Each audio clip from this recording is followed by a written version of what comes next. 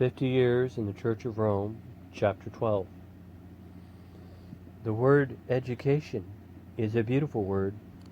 It comes from the Latin educar, which means to raise up, to take from the lowest degrees to the highest spheres of knowledge. The object of education is, then, to feed, expand, raise, enlighten, and strengthen the intelligence. We hear the Roman Catholic priest making use of that beautiful word education often, and not oftener than the Protestant. But that word education has a very different meaning among the followers of the Pope than among the disciples of the gospel. And that difference, which the Protestants ignore, is the cause of the strange blunders they make every time they try to legislate on that question here, as well as in England or in Canada. The meaning of the word education among Protestants is as far from the meaning of the same word among Roman Catholics as the southern pole is from the northern pole. When a Protestant speaks of education, the word is used and understood in its truest sense. When he sends his little boy to a Protestant school, he honestly desires that he should be reared up in the spheres of knowledge as much as his intelligence will allow. When that little boy is going to school, he soon feels that he has been raised up to some extent, and he experiences a sincere joy, a noble pride for this new, though at first very modest raising. But he naturally understands that this new and modern upheaval is only a stone to step on and raise himself to a higher degree of knowledge, and he quickly makes that second step with unspeakable pleasure. When the son of a Protestant has acquired a little knowledge, he wants to acquire more. When he has learned what this means, he wants to know what that means also. Like the young eagle, he trims his wings for a higher flight, and turns his head upward to go farther up in the atmosphere of knowledge. A noble and mysterious ambition has suddenly seized his young soul.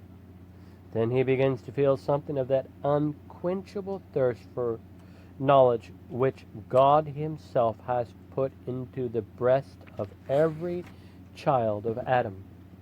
A thirst of knowledge, however, will never be perfectly realized except in heaven. The object of education, then, is to enable man to fulfill that kingly mission of ruling, subduing the world under the eyes of his Creator. Let us remember that this is not from himself nor from any angel, but it is from God himself that man has received that sublime mission. Yes, it is God himself who has implanted in the bosom of humanity the knowledge and aspirations of those splendid destinies which can be attained only by education.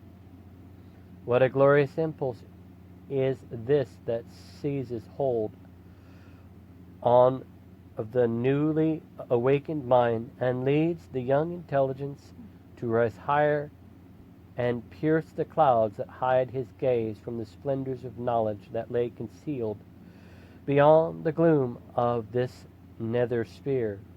That impulse is a noble ambition. It is that part of humanity that assimilates itself to the likeness of the great Creator. That impulse which education has for its mission to direct it onward and upward march is one of the most precious gifts of God to man. Once more, the glorious mission of education is to foster these thirstings for knowledge and lead man to accomplish his high destiny. It ought to be a duty with both Roman Catholics and Protestants to assist the pupil in his flight towards the regions of science and learning. But is it so? No. When you Protestants send your children to school, you put no fetters to their intelligence. They rise with fluttering wings day after day, though their flight at first is slow and timid. How happy they feel at every new aspect of their intellectual horizon.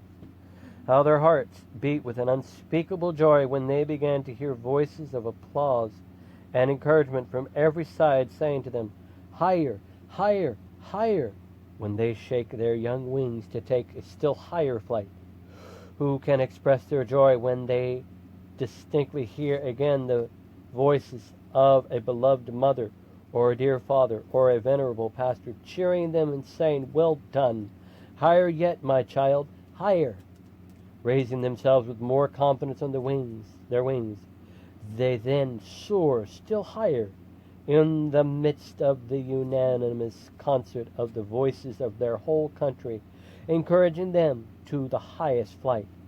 It is then that the young man feels his intellectual strength and tenfold multiplied. He lifts himself on his eagle's wings and with a new confidence and power, and soars up still higher, with his heart beating with noble and holy joy. For from south and north, from east and west, the echoes bring to his ears the voices of the admiring multitudes. Rise higher, higher yet. He has now reached what he thought at first to be the highest regions of thought and knowledge.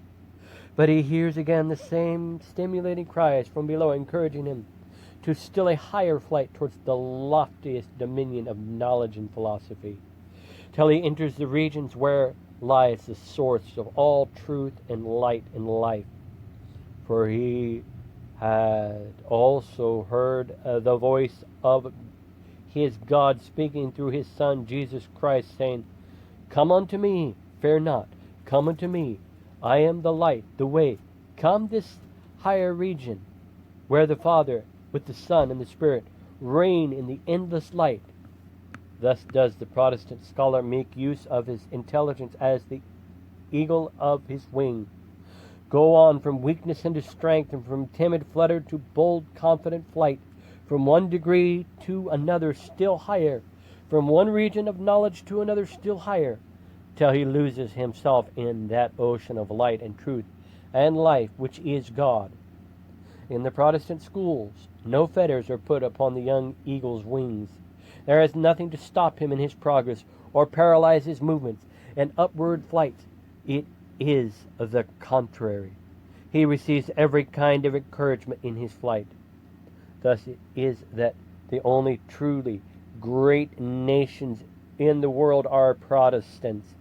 Thus it is the truly powerful nations in the world are Protestants. Thus it is that the only free nations in the world are Protestants. The Protestant nations are the only ones that acquit themselves like men in the arena of this world. Protestant nations only march as giants at the heads of the civilized world.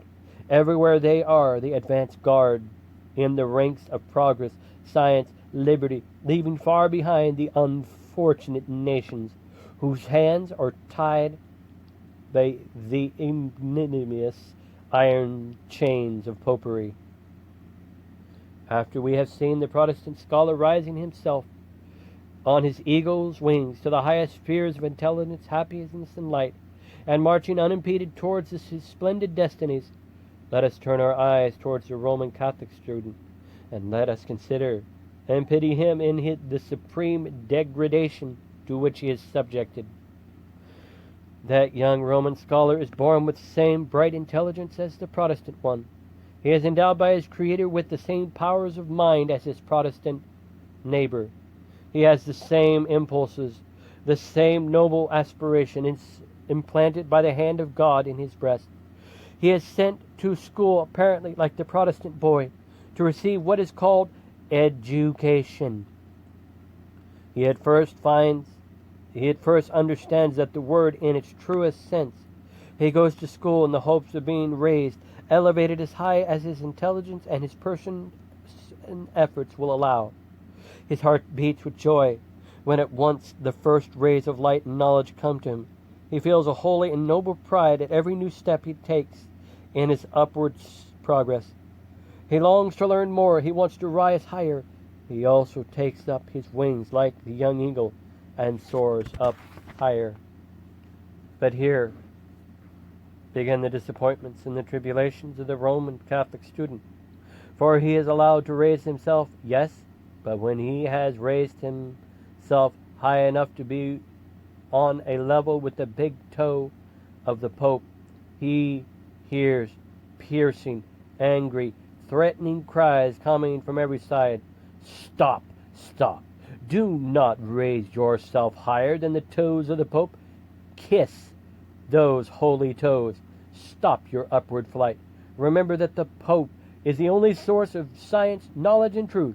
The knowledge of the Pope is the ultimate limit of learning and light to which humanity can attain. You are not allowed to believe what His Holiness does not believe. And stop. Do not go an inch higher than the intellectual horizon of the Supreme Pontiff of Rome, in whom only is the plenitude of the true science which will save the world. Some, perhaps, will answer me here, has not Rome produced great men in every department of science? I answer, yes, as I have once done before. Rome can show a long list of names which shine among the brightest lights of the firmament of science and philosophy.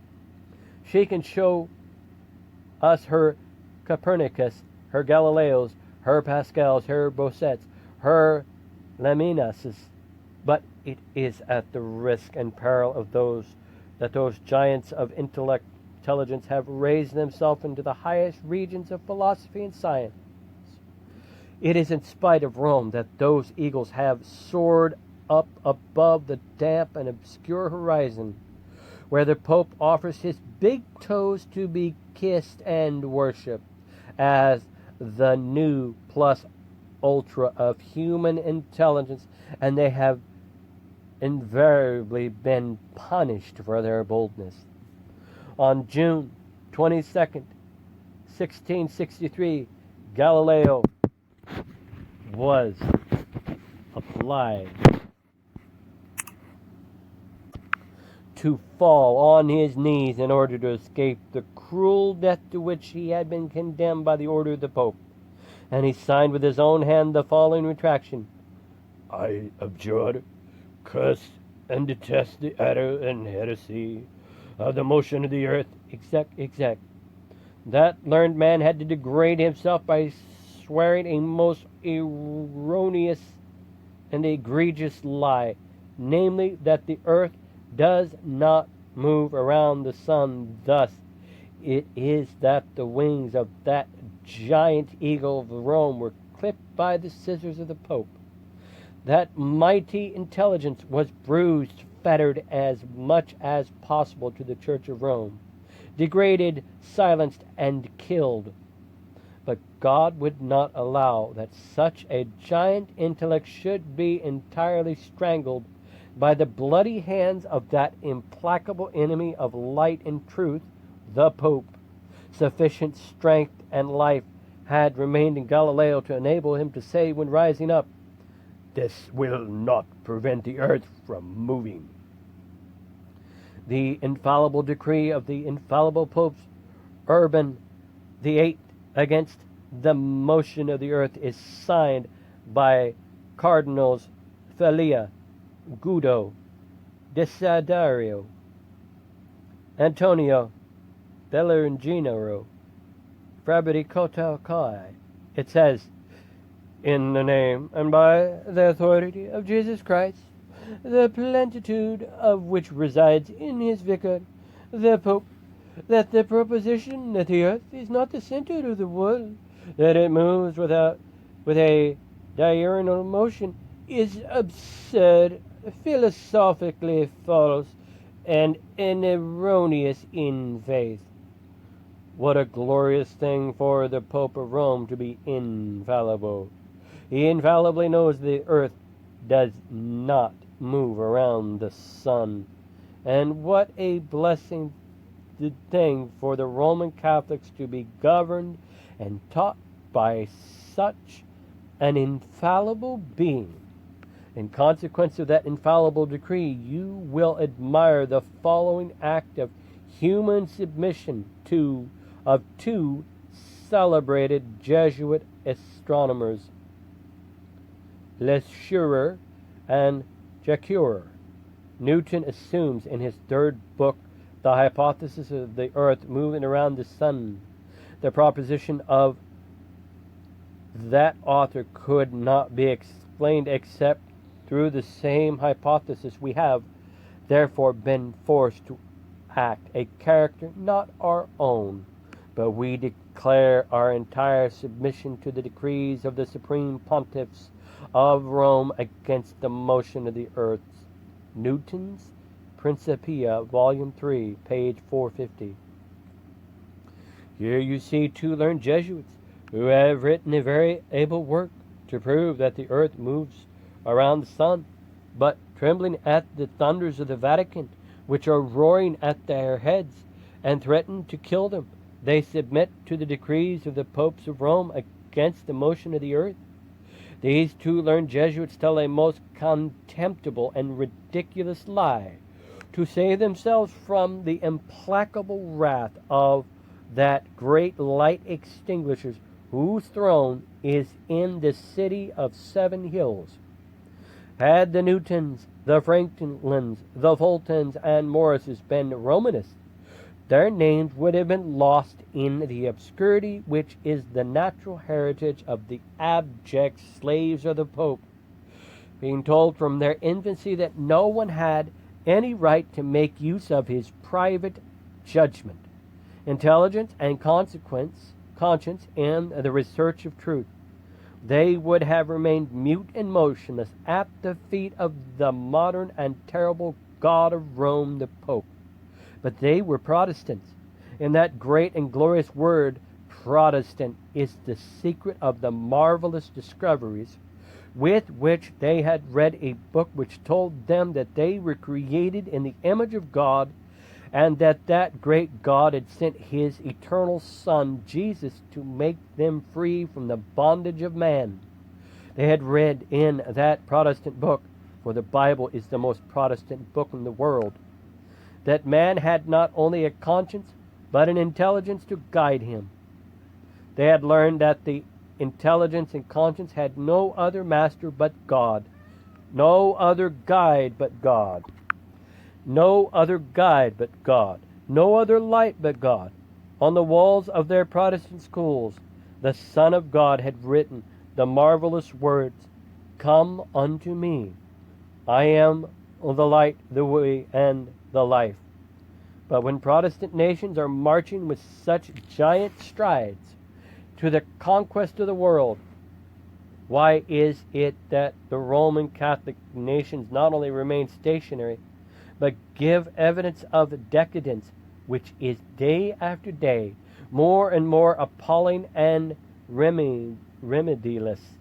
Go to their schools and give a moment of attention to the principles which are sown in the young intelligences of their unfortunate slaves, and you will have the key to that sad mystery. What is not only the first, but the daily school lesson taught to the Roman Catholic? Is it not that one of the greatest crimes which a man can commit is to follow his private judgment, which means that he has eyes but cannot see, ears but cannot hear, intelligence but he cannot make use of it in the research of truth and light and knowledge, without the danger of being eternally damned? His superiors, which being the priest and the Pope, must see for him, hear for him, think for him. Yes, the Roman Catholic is constantly told in his school that the most unpardonable and damnable crime is to make use of his own intelligence and follow his own private judgment in the research of truth. He is constantly reminded that man's own private judgment is his greatest enemy. Hence, all his intellectual and conscientious efforts must be brought to fight down, silence, kill his private judgment. It is by the judgment of his superiors, the priest, the bishop, and the pope, that he must be guided in everything. Now, what is a man who cannot make use of his private personal judgment? Is he not a slave, an idiot, an ass?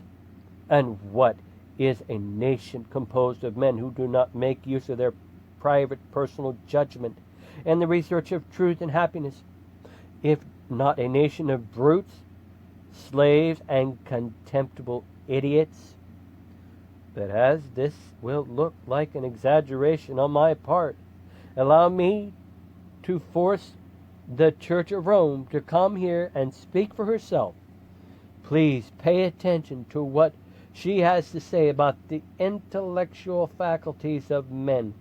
Here are the very words of their so-called Saint Ignatius Loyola, the founder of the Jesuit Society.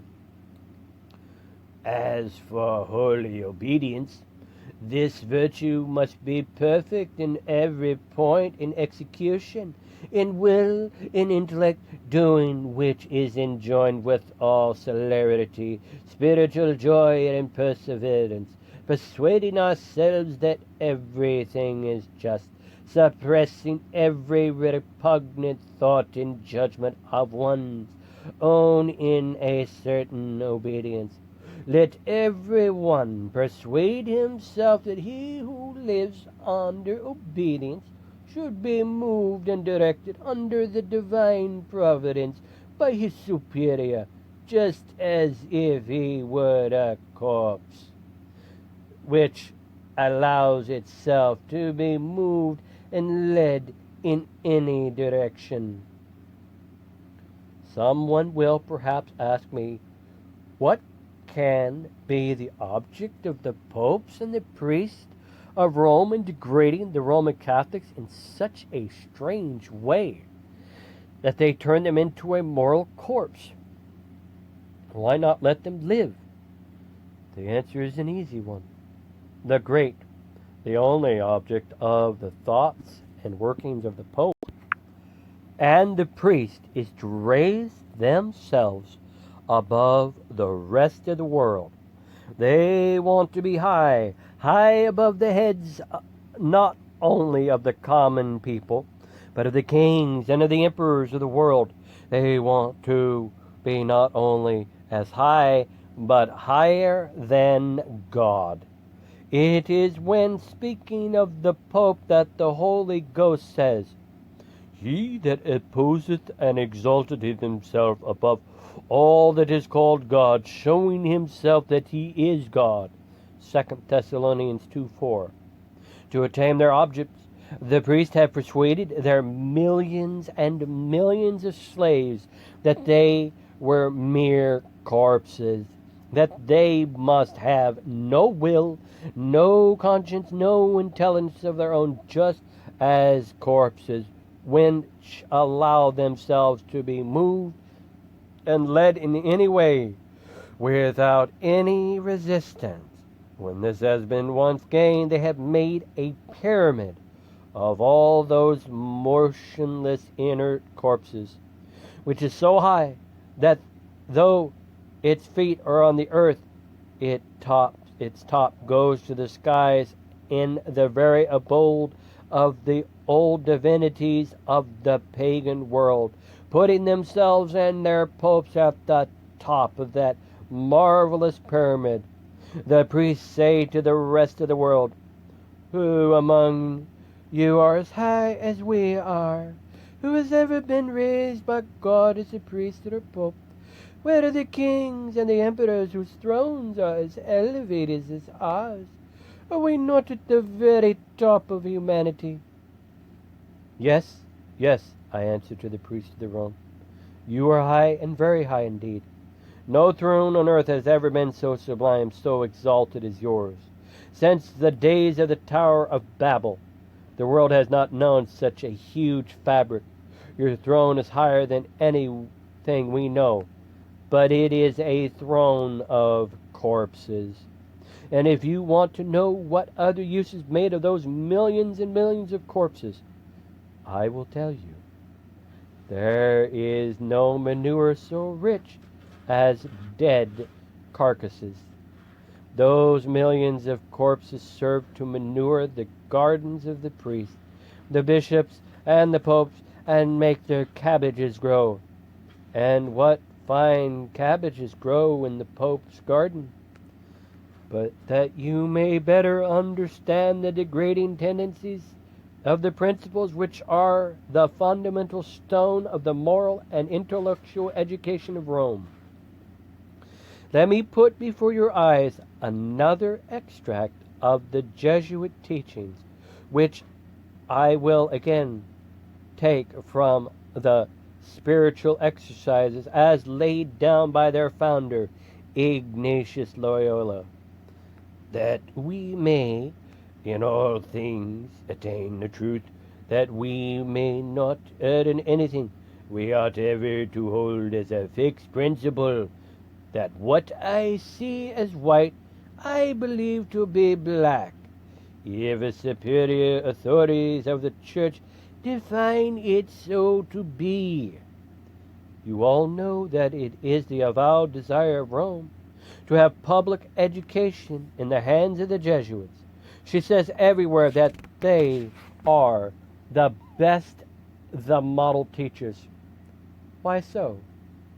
Because they more boldly and more successfully than any of her other teachers aim at the destruction of the intelligence and conscience of their pupils. Rome proclaims everywhere that the Jesuits are the most devoted, the most reliable of her teachers. And she is right.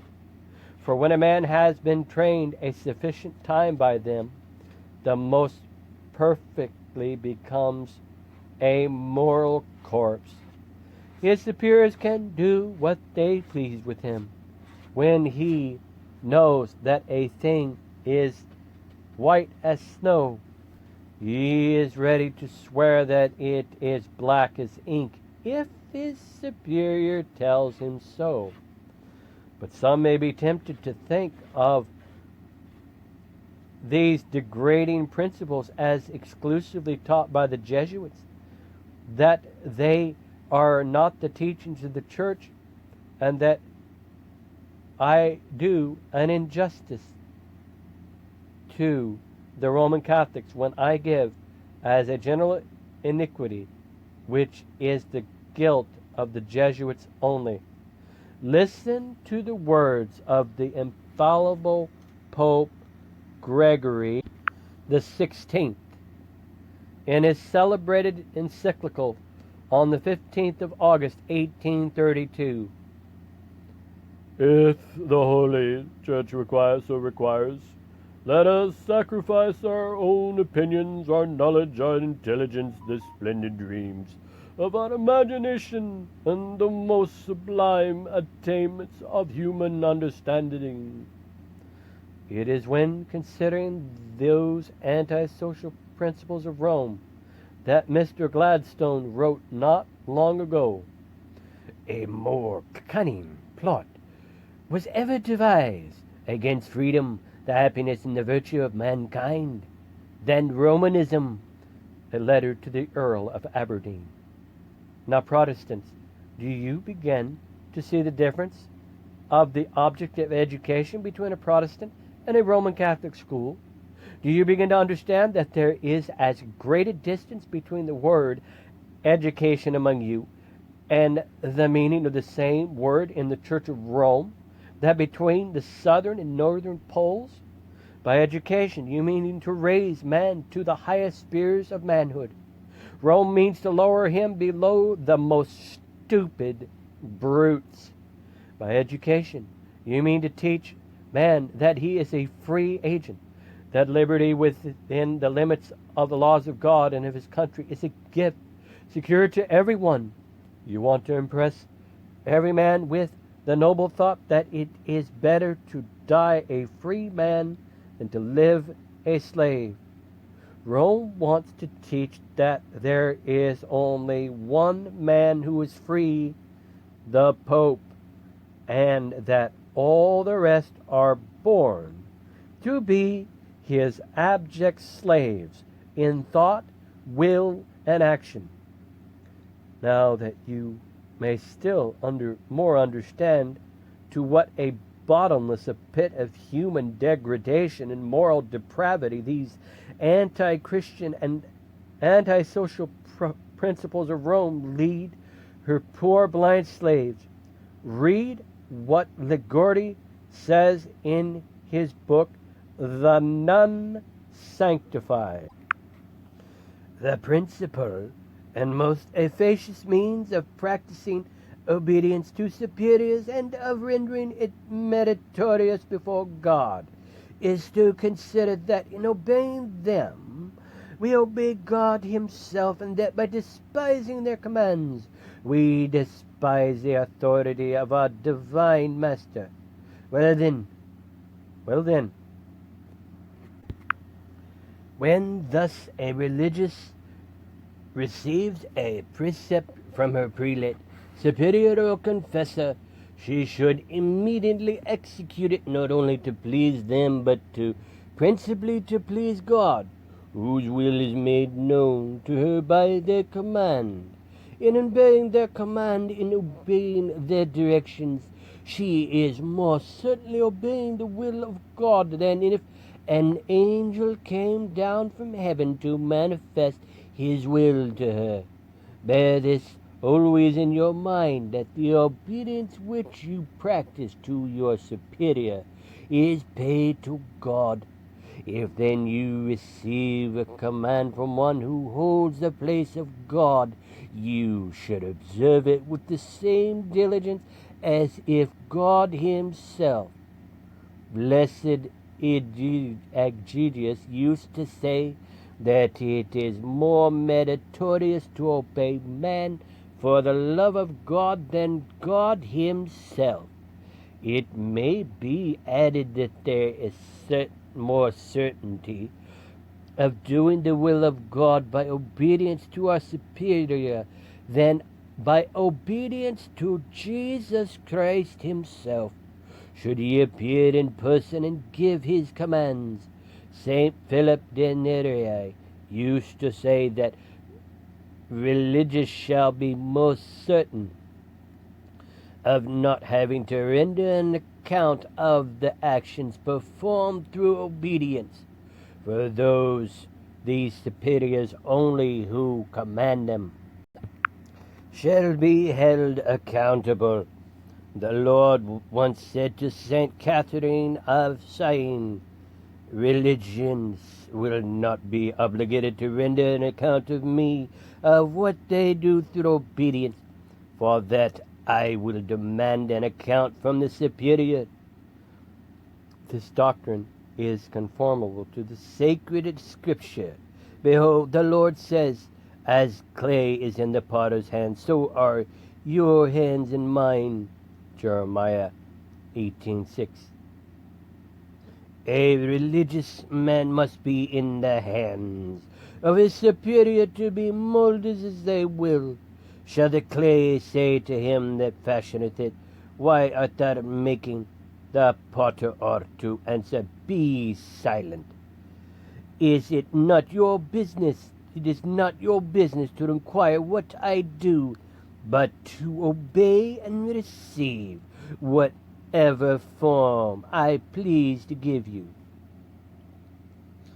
I ask you, American Protestants, what would become of your fair country if you were blinded enough to allow the Church of Rome to teach the children of the United States? What kind of men and women can come out of such schools? What future of shame, degradation, and slavery you prepare for your country if Rome does succeed in forcing you to support such schools?